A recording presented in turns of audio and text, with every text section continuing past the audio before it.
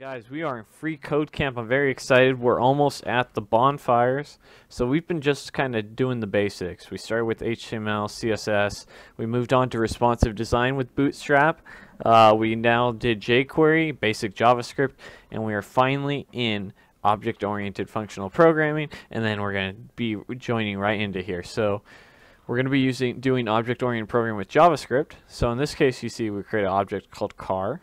It has a parameter wheels. And we want to do the same. We want to do the same thing with motorbike, except we're going to say var motorbike, and in here we are going to say that it has engines parameter, and that is going to be a colon, and we're going to set that equal to, we'll say 1. Then we put a comma. What else do we want? We want the wheels parameter, and we're going to put that at 2.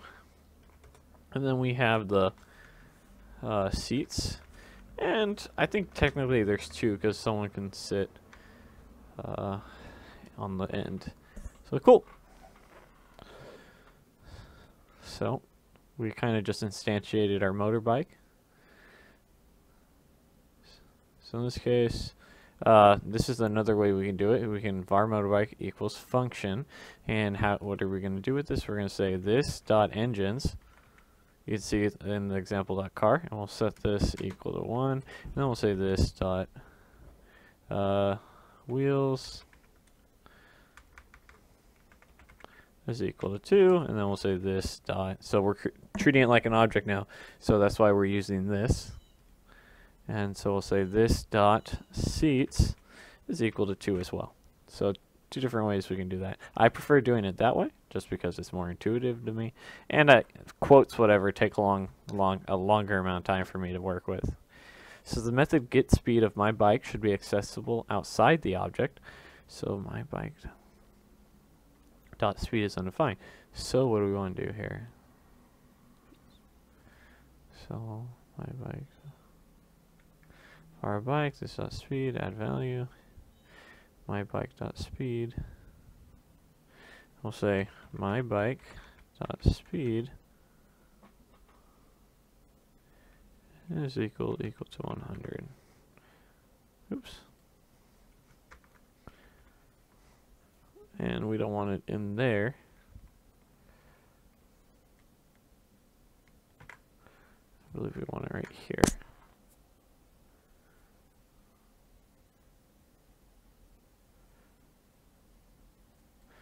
Wait a second, what's going on here? Let's run it.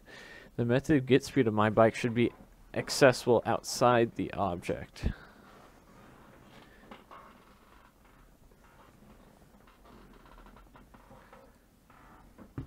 So getSpeed, return. And unit. Let's see here. The method getSpeed of my bike should be accessible outside the object. It should be, yes. So my bike dot speed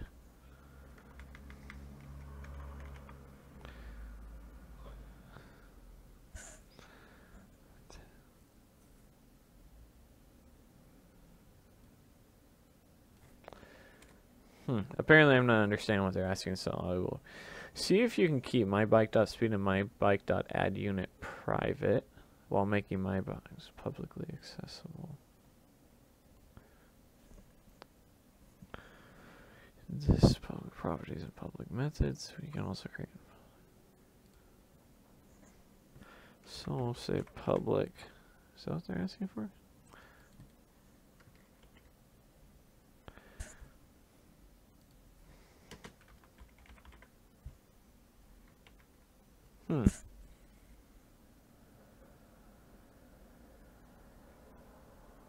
Let's create an object with 2 functions, one attached as a property and one is not. Hey guys, so sorry when we started this, I think I was a little tired. I did a couple coding videos and some coding homework and my brain was kind of dead. So in this case we want to make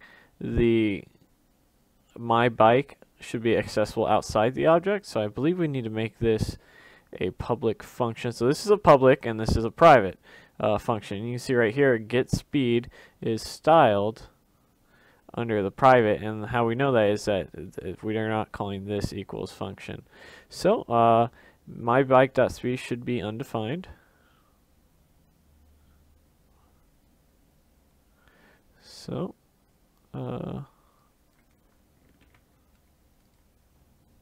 so that's undefined, and so we want to get rid of the speed variable. Or actually, we can say we'll just leave it at that. So that leaves it undefined, and then next we want to make it so it should be accessible outside the object. So we want to allow it to be accessible throughout the object. Speed is not defined. Alright, so apparently this not speed is not defined. Oh, and then we need to say this dot speed, and now it should work. Cool. So it's undefined right now, and all we did was make it so that the get speed function is public now, meaning that it's a lot easier to get a hold of than private, essentially. So the property engines of my car should be a number.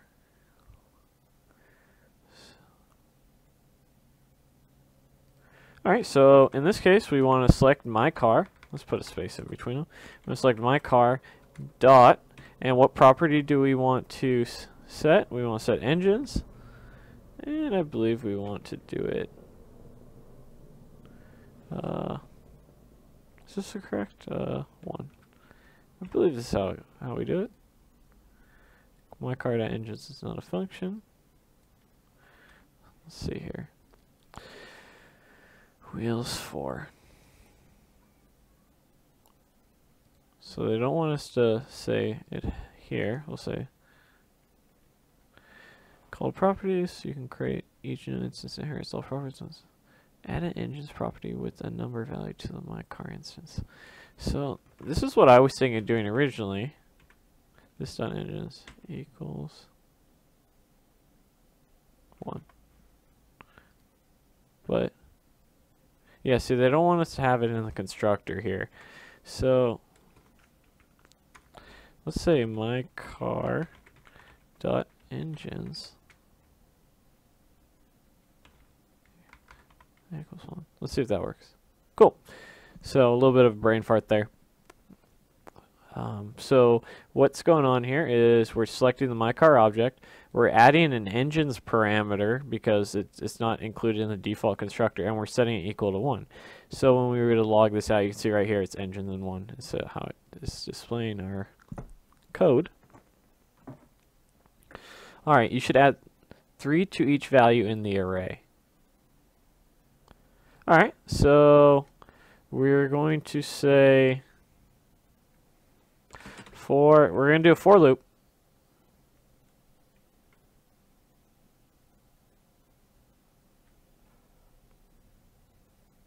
Oh, they want us to do it this way. Okay, so in JavaScript, this is kind of how we could do such a thing. Although, so this is called the map function. I haven't used this before. I was actually going to iterate through it like a for loop and just add it to the array, but apparently this is another way of doing it. So in this case, we're creating a ×4 that's going to be equal to our old array, and we're going to change the value, so 1, and we're going to times it by 4. In this case, we want to add 3 to it. Plus 3, and in this case, we want to say var ×4. Oh, old array. Var new array. Wait, how do they want us to do this?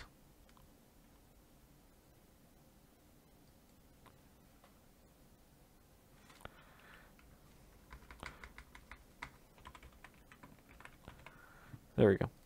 So you kind of need to think of it in 3 steps. So you need the ending array. That's our new array. You need a temporary placeholder, or we could actually just use old array, but it might be a little more make more sense to use a temporary placeholder ×4. Cool. Hello, buddy. Alright, so single val should be equal to the sum of all items in the array variable. So let's see here. Alright, so apparently there's a reduce method as well. So let's go ahead and copy this over, and we'll put it above single val. So let's see, we're going to say val single val is equal to array dot reduce function previous val current val.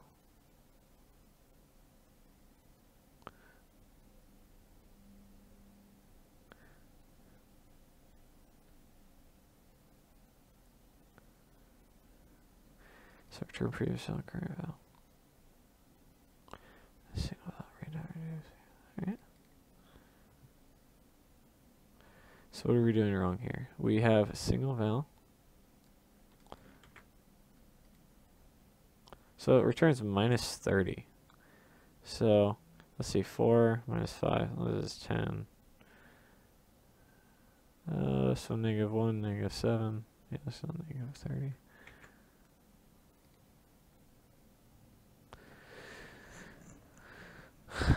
So use it to apply.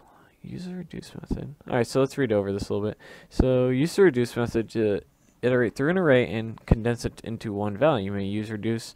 You pass in a callback whose arguments are accumulator, in this case previous val and current val. Those are the index 0 and then index 1 incremented by 1. And the 0 there is where we're setting it, so we're starting at 0. And then we're going to, let's see, -4, -6 is 10, -25, so -32, is that right? If I understand this correctly. So 10, 15, 22, no, 30. -30 is what it should get. So,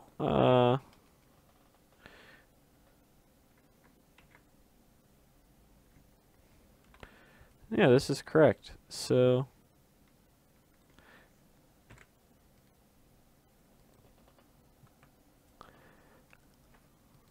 oh, in this case, we want to add it.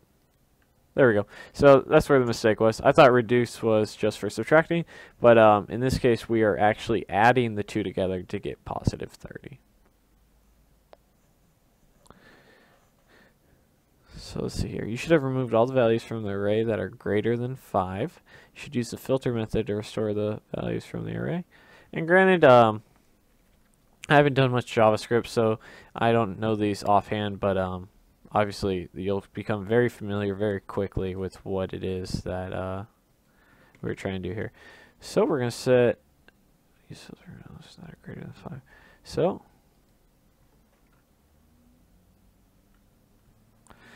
in this case, what do we want to do? We want to get an array, and we want to change this to old array. We want to that parses through this, and then we want to return only values that when we mod them by 5, let's see, if we mod them by 5, they'd be greater than 5. Mod 5 is equal to is greater than or equal to 1. I believe that's right. Then we just set new array to the old array, and bam. Should have removed all the values from the array that are greater than 5. Just want to see what happens. New array is not defined. And then we'll set new array equal to array. Oops. Here we go. We want to change this to old array. And then we want to change this to... Oh, that will work. Oh, so...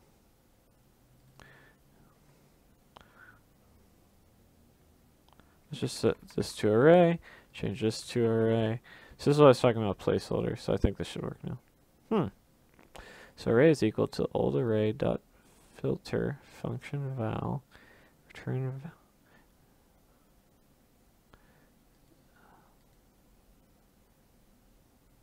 Okay, so how do we want to do this? Return. So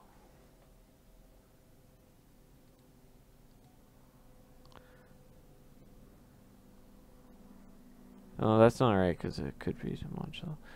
Alright, so return a number for array that are greater than 5. Maybe we can do an if statement. Let's try this.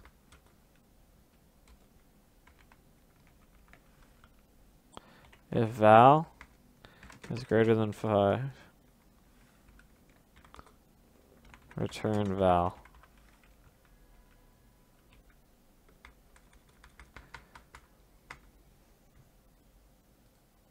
Six, 7, 8, 9, 10. You should have removed all the values from the array that are greater than 5.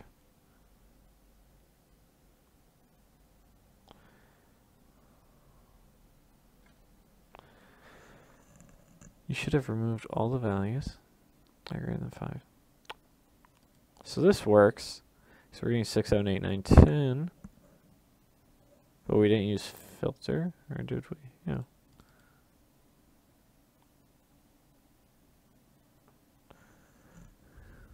Huh. So let me pause the video. I'm going to do a little bit of research real quick to see what the issue is. So I noticed that I am mistaken. We did not want to remove values that are less than 5. We want to remove values that are less than 5.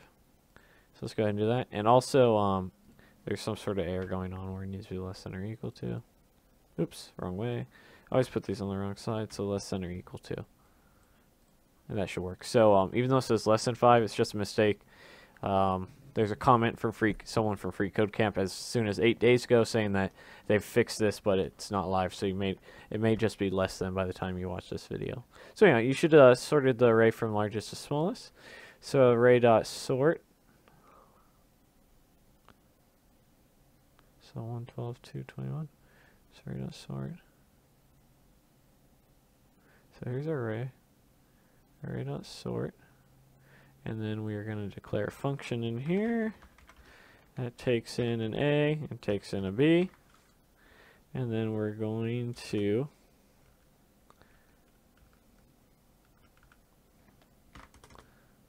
implement a method. And what do we want to do from here? We want to return A minus B. Let's see.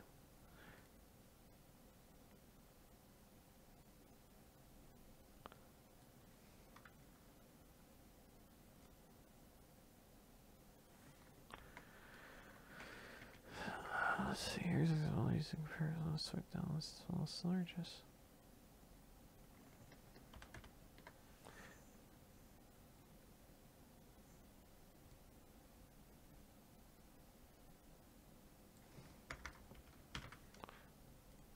There we go. So we need to switch it the other way around.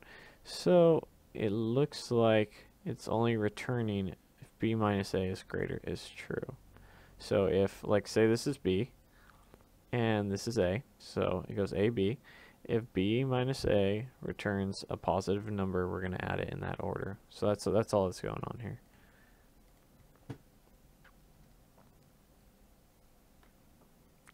You should try to reverse the array. Let's see, we have array dot reverse.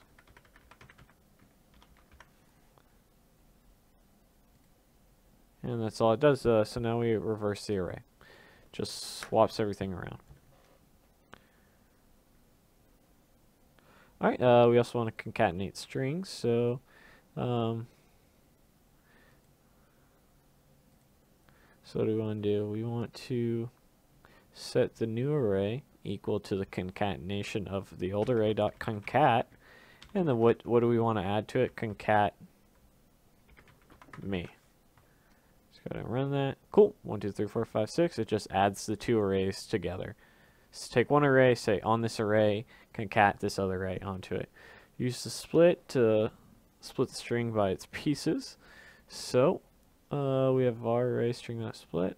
And so we'll just, in this case, say string.split. And then what do we want to split? We put in quotations here. Bam. And I'm sure there's a way to concatenate that with multiple things.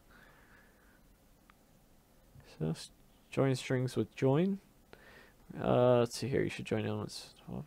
So we're going to say join string dot join, and we want to join anything with an element up right there. So what's going to happen now is when we add this, it's going to every thing here add a space, I believe. So you see how it split me into an array, there's all spaces? Cool. And if you're curious if you're not sure, you can do nah like that, and you can see right here, it's all messed up. Alright, cool. We're moving right along, and I think that's it. I think we just finished the first section. You can look right here. We're going to be moving on to function meet a bonfire type of thing. So we're finally in the bonfires. That's very good news. Up till now, we've done get started, the HTML, responsive design, gear up for success, jQuery, basic JavaScript, object-oriented functional programming, and now we're finally in basic algorithm scripting. So there's 16 sections, 50 hours. We've been going about one for every 3 minutes they give us. We've been doing about one, and I think we're doing pretty good, but I think things are going to slow down a little bit right now. So I'm very excited to get started with our first bonfire, and we're almost there. I mean, we still have, according to this, about 350, 400 hours before we get to it. But we've knocked out a few things, and we're ready to get going. And I'll see you guys in the next video. And as always, thanks for watching. Don't forget to like and subscribe. And constructive criticism is always appreciated. Thanks for watching the video. Don't forget to like and subscribe. That'd be great. And leave me a comment letting me know what you liked about the video and what you didn't like about the video. See you next time.